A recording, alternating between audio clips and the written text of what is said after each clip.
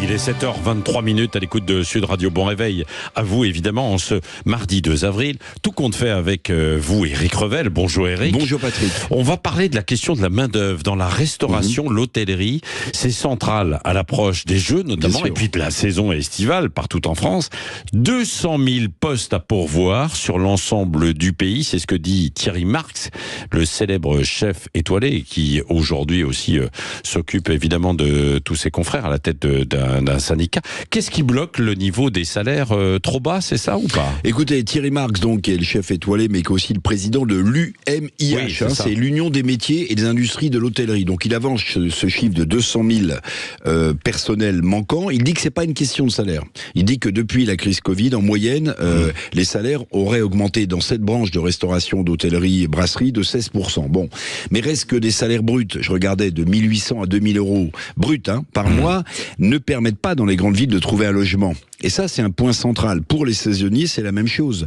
Bien souvent, les saisonniers, alors que la saison commence, ne trouvent pas à se loger. Donc, si vous ne trouvez pas à vous loger, c'est compliqué d'accepter un job. Alors, il y a aussi des initiatives, comme en Normandie, je ne sais pas si vous avez vu, où il y a un lycée qui est réquisitionné pour abriter les saisonniers. C'est le lycée Albert Sorel à Honfleur, qui hébergera des saisonniers entre juillet et août, bon, moyennant quelques euros, mais évidemment, l'arbre ne cache pas la forêt, parce qu'en réalité, les saisonniers ne prennent souvent pas les jobs, parce qu'ils ne trouvent pas de logement. Oui, bien sûr. Et dans toutes les stations balnéaires, comme d'ailleurs aussi à la montagne. C'est trop cher.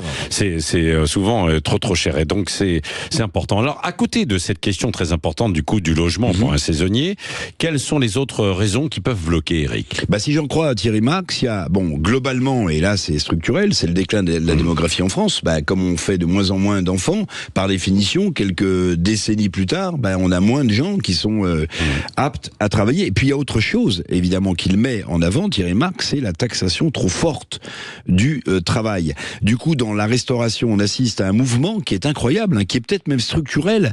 Les personnels préfèrent se placer sous le statut d'auto-entrepreneur plutôt que d'accepter un CDI. Alors que le CDI, c'était, pour plein de générations, la forme achevée de la stabilité au travail.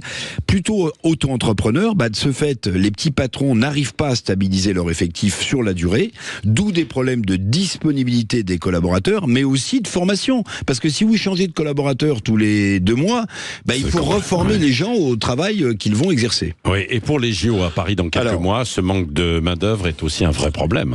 Oui, la question est centrale pour les JO de Paris. Il manque du personnel aussi à Paris, dans les bars, dans les restaurants, dans les brasseries, pour les mêmes raisons.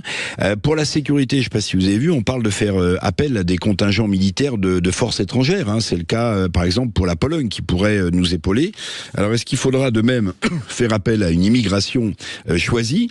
Déjà, dans les vignes, dans les vergers, dans les productions agricoles au moment des récoltes, on le sait bien, il n'y a pas d'autre possibilité que d'avoir recours à une main-d'œuvre étrangère, avec tous les problèmes que ça pose aussi. Le gouvernement, vous le savez, prévoit une nouvelle réforme des allocations chômage, mais ça, ce sera pour septembre.